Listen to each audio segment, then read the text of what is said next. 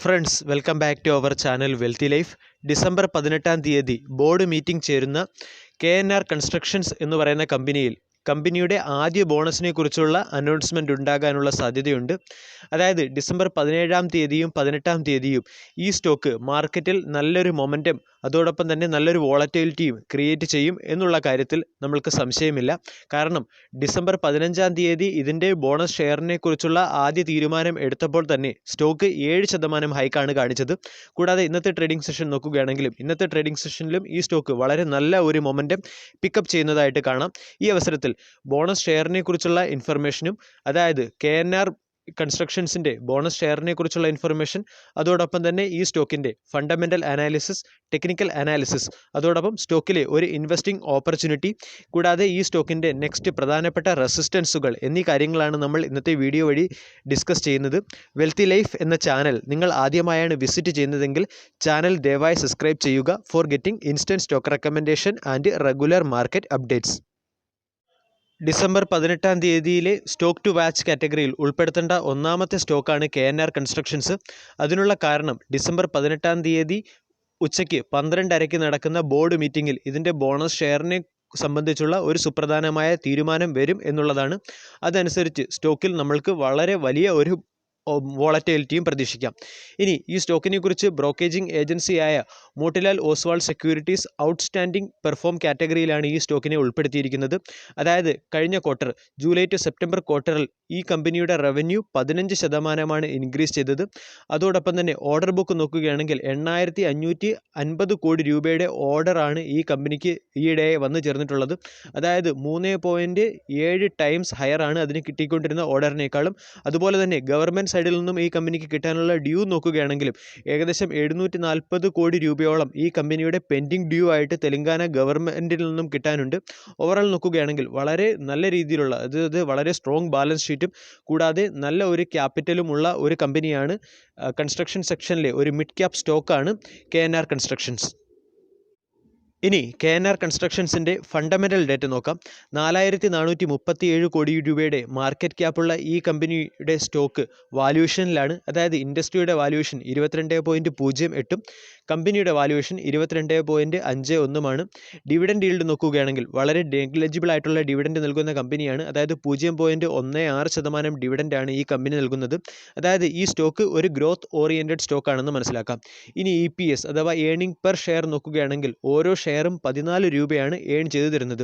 കമ്പനിയുടെ recent performance നോക്കുകയാണെങ്കിൽ 1 മന്തിൽ ഈ സ്റ്റോക്ക് 23% റിട്ടേണും, 1 വീക്കിൽ, അതായത് ഈ സ്റ്റോക്കിലെ ബോണസ് ഷെയറിനെ കുറിച്ചുള്ള റൂമേഴ്സും അതുപോലെ തന്നെ അനൗൺസ്മെൻറ്റ്, അതായത് ബോർഡ് മീറ്റിങ്ങിൻ്റെ അനൗൺസ്മെൻറ്റ് വന്നപ്പോൾ തന്നെ ഈ സ്റ്റോക്കിൽ 7% ഹൈക്കുണ്ടായി.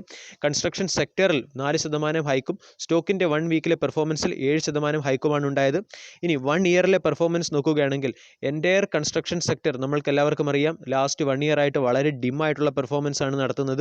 അത് ഏകദേശം കൺസ്ട്രക്ഷൻ സെക്ടർ ഏകദേശം ഫ്ലാറ്റ് ആയപ്പോൾ ഈ സ്റ്റോക്ക് 34% ഗെയിനാണ് തന്നത്. ഇനി 3 ഇയറിലെ പെർഫോമൻസ് നോക്കുകയാണെങ്കിൽ 3 ഇയറിൽ കൺസ്ട്രക്ഷൻ സെക്ടർ നെഗറ്റീവ് റിട്ടേൺ തന്നപ്പോൾ ഈ സ്റ്റോക്ക് 20% പോസിറ്റീവ് റിട്ടേൺ ആണ് തന്നത്. അതായത് ഒരു മൾട്ടി ബാഗർ സ്റ്റോക്കിൻ്റെ എല്ലാവിധ ക്വാളിറ്റീസും അടങ്ങിയ ഒരു സ്റ്റോക്കാണ് KNR കൺസ്ട്രക്ഷൻസ്. ഇനി KNR കൺസ്ട്രക്ഷൻസിൻ്റെ ലോങ് പെർഫോമൻസ് നോക്കാം. അതായത് 10 വർഷം കൊണ്ട് ഈ സ്റ്റോക്ക് ഏകദേശം 1000 മടങ്ങാണ് റിട്ടേൺ തന്നത്. അതായത് 937% റിട്ടേൺ ആണ് തന്നത്. 5 വർഷം കൊണ്ട് 184% റിട്ടേൺ, 6 മാസം കൊണ്ട് 47% റിട്ടേൺ, 1 മന്ത് കൊണ്ട് 23% റിട്ടേൺ. ഇതൊക്കെയാണ് ഈ സ്റ്റോക്കിൻ്റെ പ്രധാനപ്പെട്ട ഹൈലൈറ്റുകൾ. ഈ സ്റ്റോക്കിൻ്റെ ഏറ്റവും പ്രധാനപ്പെട്ട അട്രാക്ഷൻ ഈ സ്റ്റോക്കിൻ്റെ ഷെയർ ഹോൾഡിംഗ് പാറ്റേൺ തന്നെയാണ്. അതായത് 55%-ഓളം ഷെയറുകൾ പ്രൊമോട്ടേഴ്സിൻ്റെ കയ്യിലും, അതിനുശേഷം ഫോറിൻ ഇൻസ്റ്റിറ്റ്യൂഷണൽ ഇൻവെസ്റ്റേഴ്സിൻ്റെ കയ്യിൽ 1.54% ഷെയറുകളും, മ്യൂച്വൽ ഫണ്ടിൻ്റെ കയ്യിൽ 32% ഷെയറുകളും, ഇൻഷുറൻസ് കമ്പനികളുടെ കയ്യിൽ 1.50% ഷെയറുകളുമാണുള്ളത്. റിറ്റെയിലർ ഇൻവെസ്റ്റേഴ്സിൻ്റെ കയ്യിൽ 9% ഷെയറുകളാണുള്ളത്. അതായത് ഇൻസ്റ്റിറ്റ്യൂഷണൽ ഇൻവെസ്റ്റേഴ്സ് ഈ സ്റ്റോക്കിൽ വളരെ വലിയ ഒരു ഇൻവെസ്റ്റ്മെൻറ്റാണ് നടത്തിയിരിക്കുന്നത്. പ്രത്യേകിച്ച് മ്യൂച്വൽ ഫണ്ടുകൾ വളരെ വലിയ ഇൻവെസ്റ്റ്മെൻറ്റാണ് നടത്തിയത്. അതോടൊപ്പം തന്നെ ക്വാർട്ടർ ടു ക്വാർട്ടർ കമ്പനിയിൽ മ്യൂച്വൽ ഫണ്ടുകൾ അവരുടെ ഹോൾഡിങ്സ് ഇൻക്രീസ് ചെയ്യുകയും ചെയ്യുന്നുണ്ട്. ഇത് വളരെ അട്രാക്റ്റീവ് ആയിട്ടുള്ള ഒരു ഷെയർ ഹോൾഡിംഗ് പാറ്റേൺ ആയിട്ട് നമുക്ക് കൺസിഡർ ചെയ്യാം. അതുപോലെ തന്നെ ഫിനാൻഷ്യൽ ട്രെൻഡ് നോക്കുകയാണെങ്കിൽ ഇയർ ഓൺ ഇയറിൽ കമ്പനിയുടെ റവന്യൂവും അതുപോലെ തന്നെ ഗ്രോത്തും ഇൻക്രീസ് ചെയ്യുന്നതായിട്ട് കാണാം.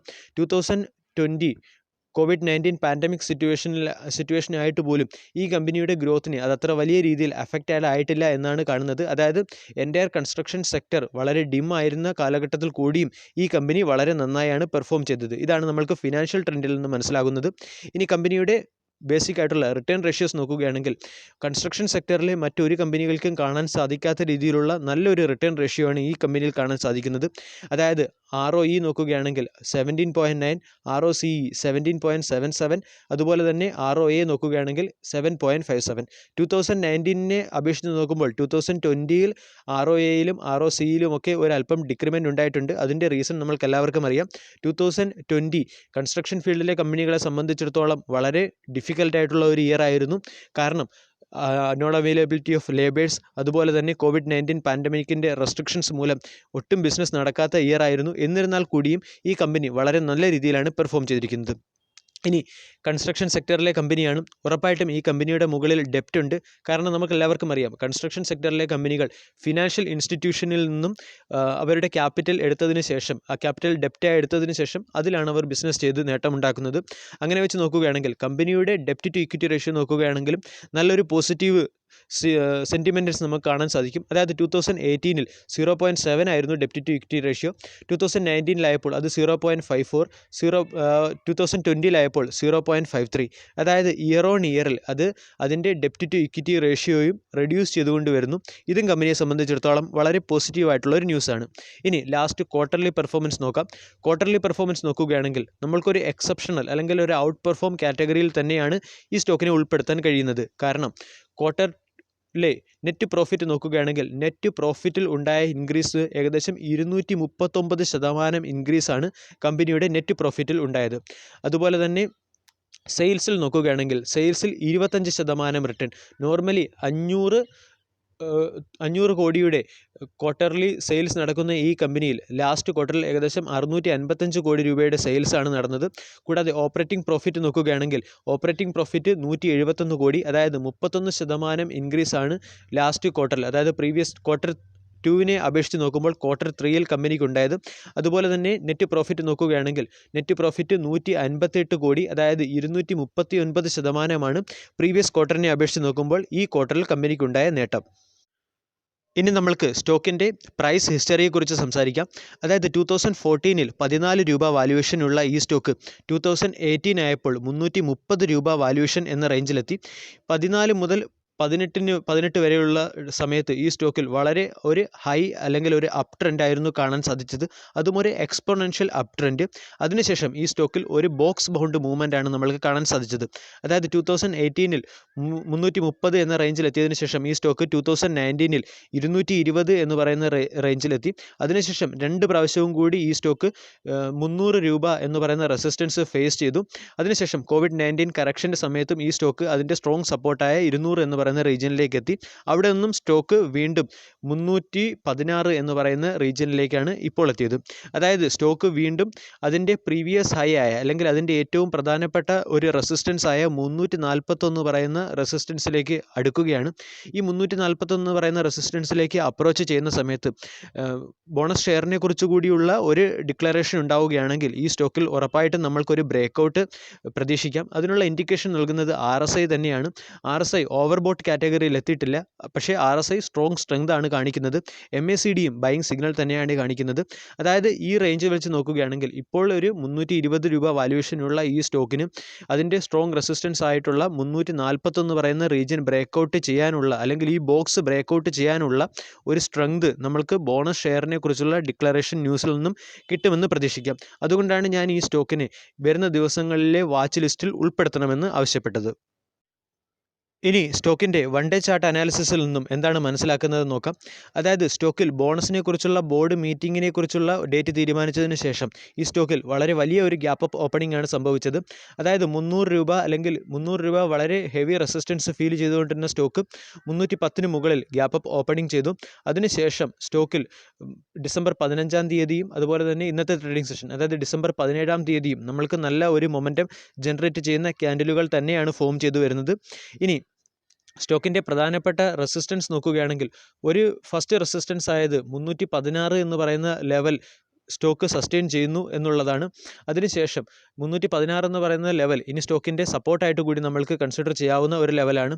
അതിനുശേഷം ഈ സ്റ്റോക്ക് ഇനി 341 എന്ന് പറയുന്ന ലെവലിലേക്ക് മാറാനുള്ള ഒരു റെസിസ്റ്റൻസ് ആണ് ഈ സ്റ്റോക്കിൽ ഇനി കാണുന്നത്. ഇനി ബോണസ് ഷെയറിന് വേണ്ടി ഈ സ്റ്റോക്ക് ബൈ ചെയ്യണമോ വേണ്ടയോ എന്ന് ചോദിക്കുകയാണെങ്കിൽ നമ്മൾക്ക് ചില കാര്യങ്ങൾ കൂടി അനലൈസിസ് ചെയ്യാനുണ്ട്. ഒന്ന്, ഈ സ്റ്റോക്കിൻ ആൾറെഡി അതിൻ്റെ 52 വീക്ക് ഹൈ റീജിയനിലാണ്. 52 വീക്ക് ഹൈ റീജിയനിലാണെങ്കിലും ഓപ്പർച്യൂണിറ്റി ആയിട്ട് നമ്മൾ കൺസിഡർ ചെയ്യുന്നത് ഒരു എക്സ്പെക്റ്റഡ് ബ്രേക്കൗട്ടാണ്. ഇനി രണ്ടാമത്തെ കാര്യം, ബോണസ്, ഡിവിഡൻഡ് പോലുള്ള കോർപ്പറേറ്റ് ആക്ഷൻസിന് വേണ്ടി ഞാൻ ഒരിക്കലും സ്റ്റോക്ക് പർച്ചേസ് ചെയ്യുന്നതിന് വേണ്ടി റെക്കമെൻഡ് ചെയ്യുകയില്ല.